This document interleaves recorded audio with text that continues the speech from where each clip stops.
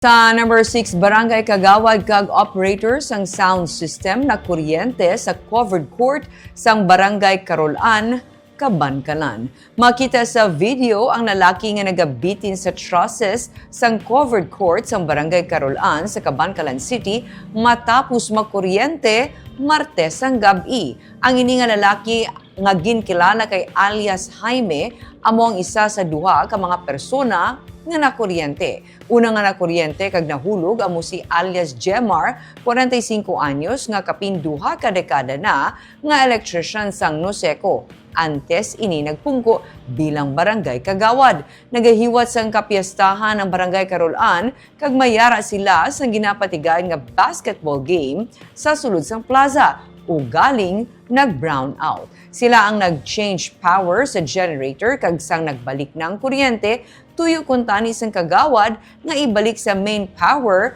ang ila electrical line. Apang siya ang nakuryente. Ang Kagawad amo ang tag-iya sang gingamit nga sound system. Matapos ma-rescue kag madala sa ospital ang Kagawad, nagsaka naman si Jaime nga isa ka operator sang sound system. Agud ibalik sa main power ang kuryente o galing siya ang nakuryente man.